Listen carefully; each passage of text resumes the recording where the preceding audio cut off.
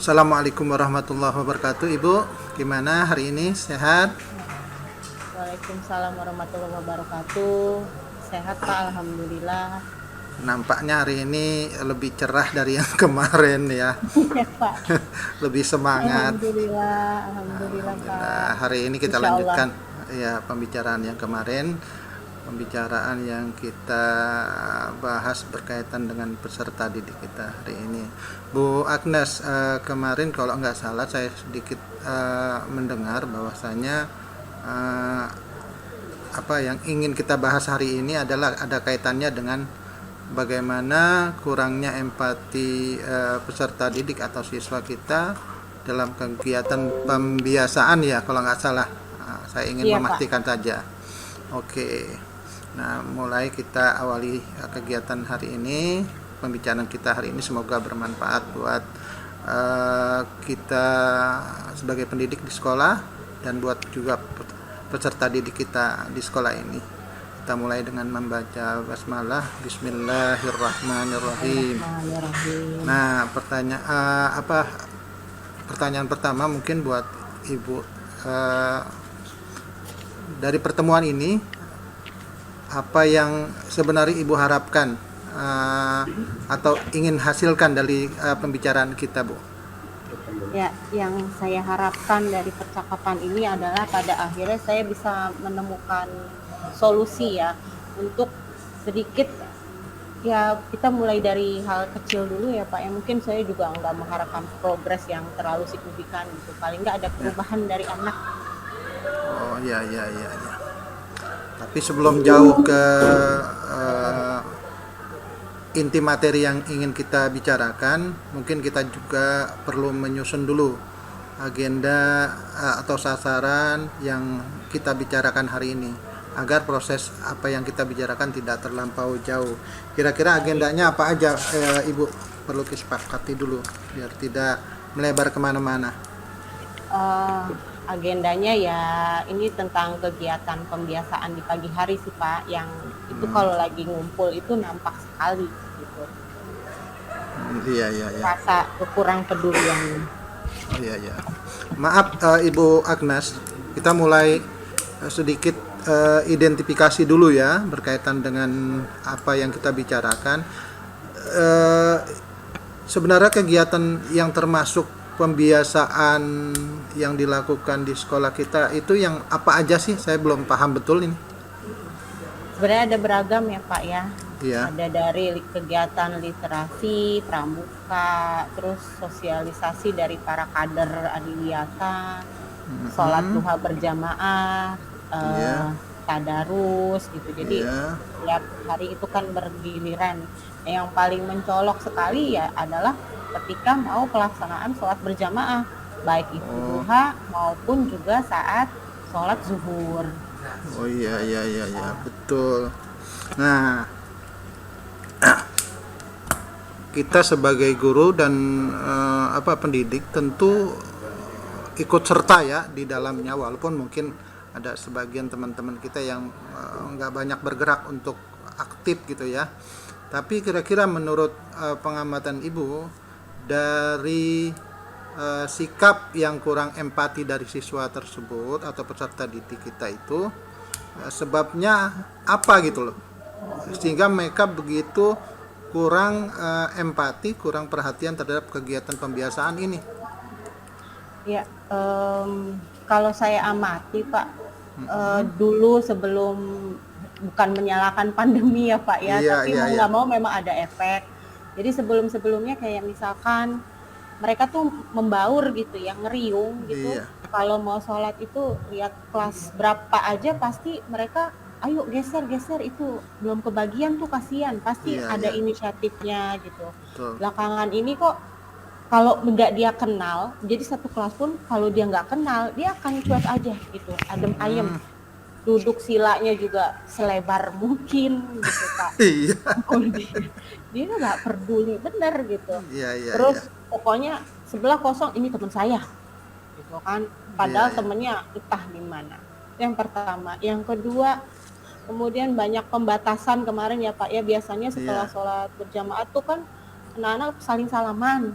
Iya, Ini betul. kita udah mulai budayakan kembali, tapi salamannya lagi-lagi sama yang dia kenal aja.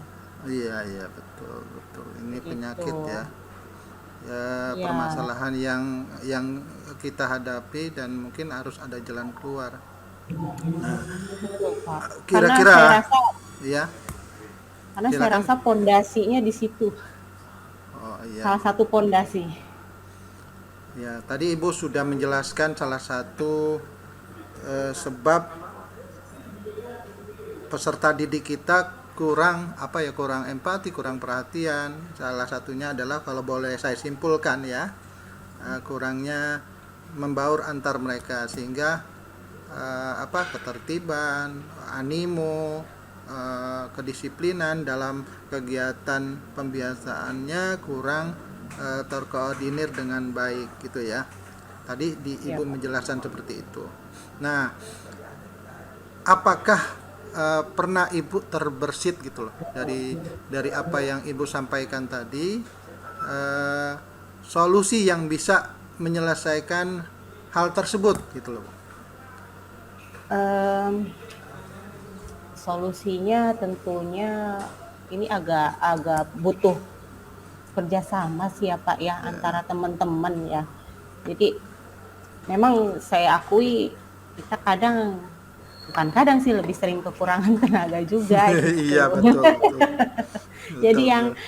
Bapak Ibu atau kawan-kawan yang aktif itu lagi, nggak semua Iya, wali kelas juga mau turun tangan betul. begitu Pak. Jadi ya ya memang harus ada kerjasama dari rekan-rekan sekalian sih Pak. Iya, kolaborasi Bu ya. Intinya di Kolaborasi situ, betul. kolaborasi. Ya, Memang bagaimana menumbuhkan kerjasama, empati, bagaimana mendidik siswa itu kewajiban kita semua gitu kan Ibu ya. iya Pak. Betul.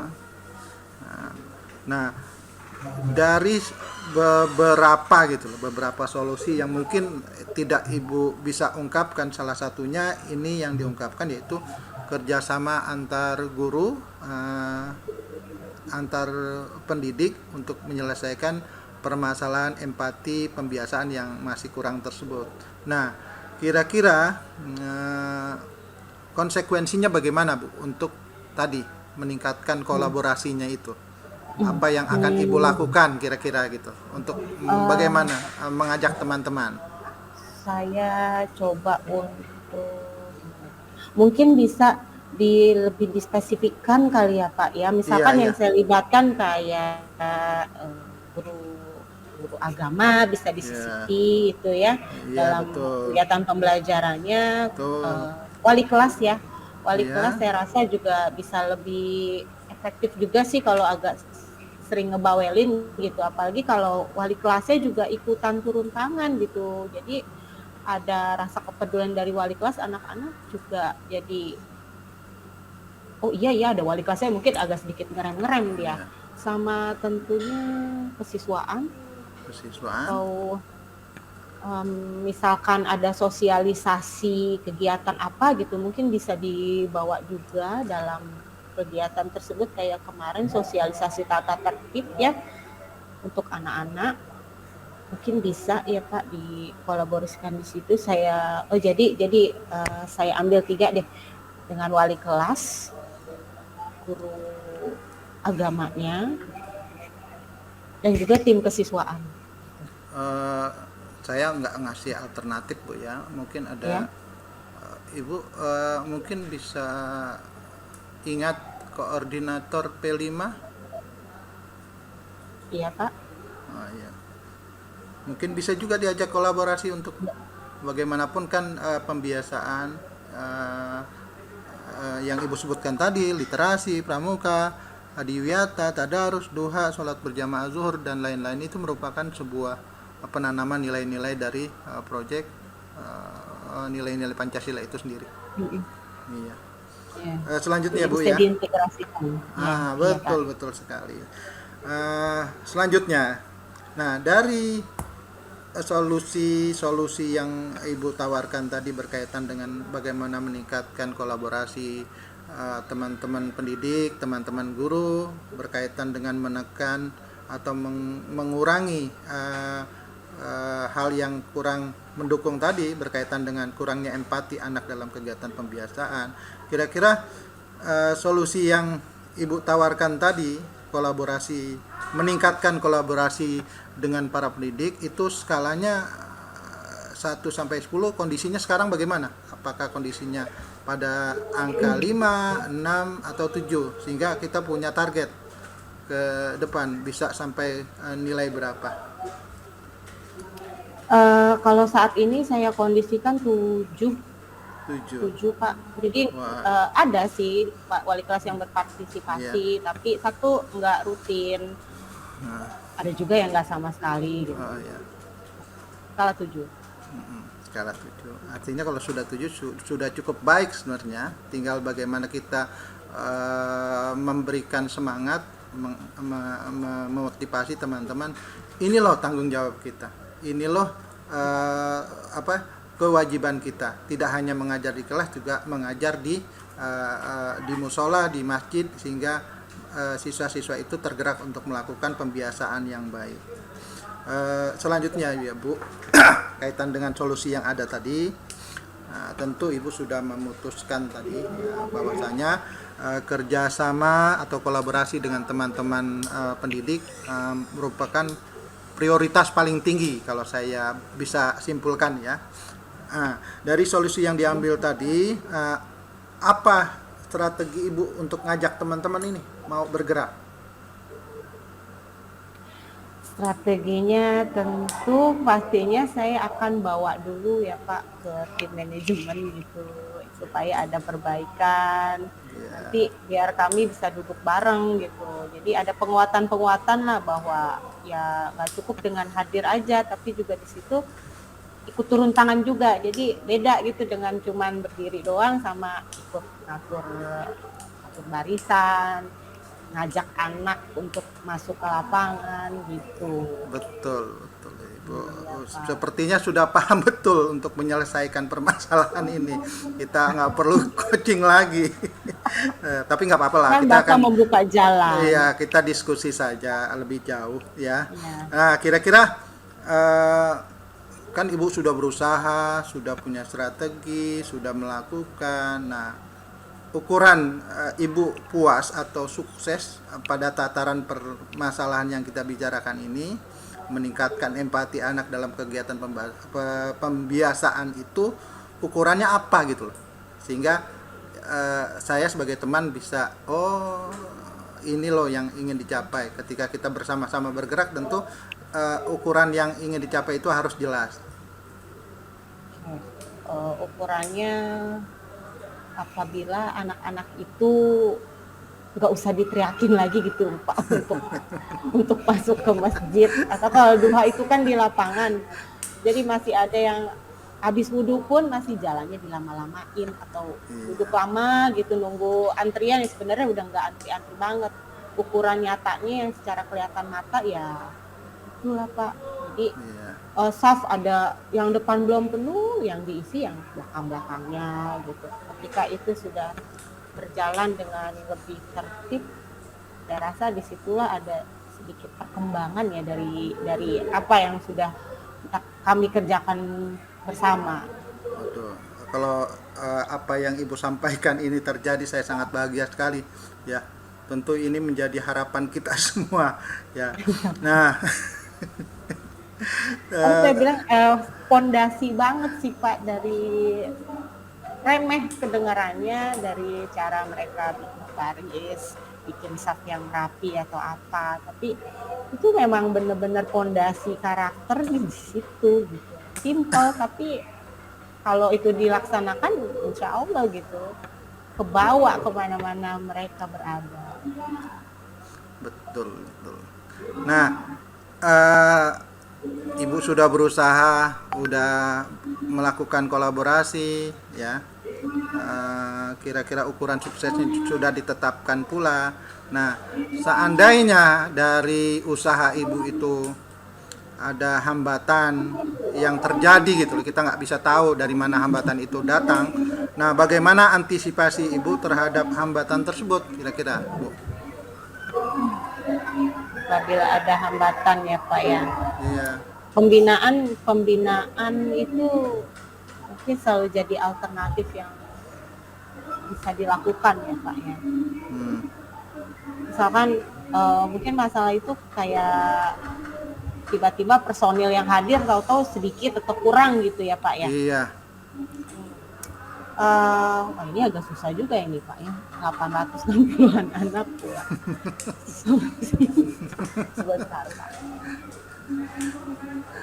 PR sih Pak. Iya. Tapi biasanya sih dari tata usaha biasanya nggak tinggal diam Kasatpol kami, biasanya kalau melihat itu juga pasti mereka agak turun tangan sih melibatkan dari TU-nya sendiri. Iya. Oke. Nah, kita sudah sampai pada posisi ujung percakapan kita ya Bu ya.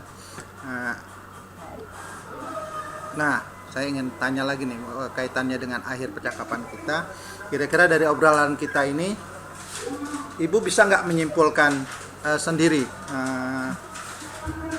kesimpulan awal kita? Mungkin nanti ada pembicaraan selanjutnya, coaching selanjutnya, sehingga Ibu menjadi lebih semangat untuk menjalankan visi misi Ibu dalam meningkatkan empati siswa dalam kegiatan pembiasaan tersebut.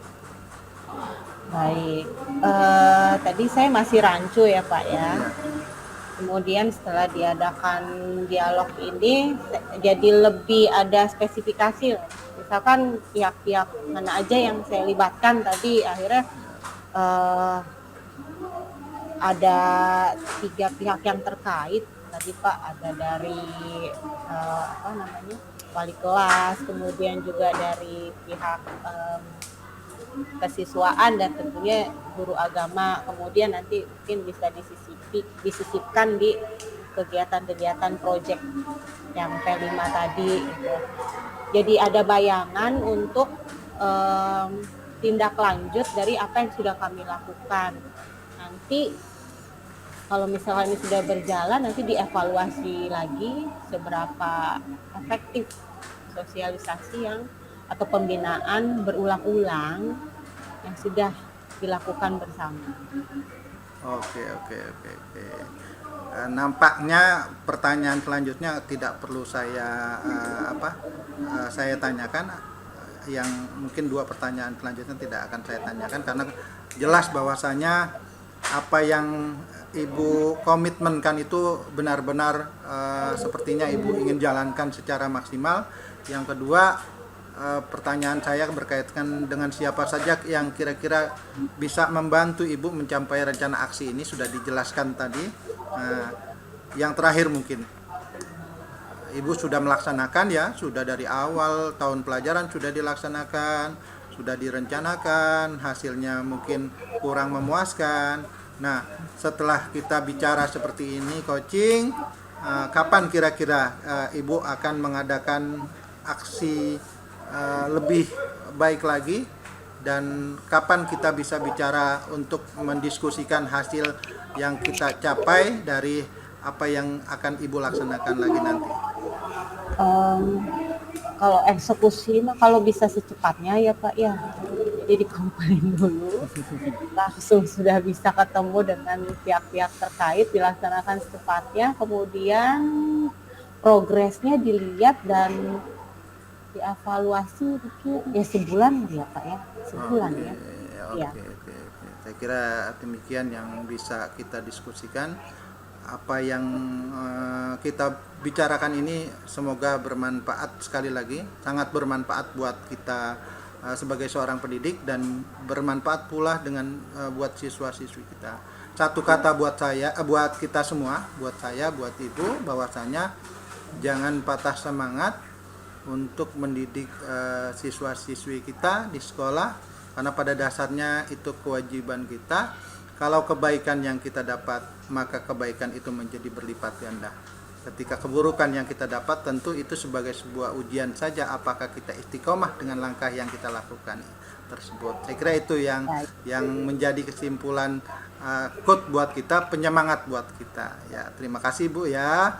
Kita ketemu lagi pada sesi yang lain. Wassalamualaikum warahmatullahi wabarakatuh. Waalaikumsalam warahmatullahi wabarakatuh.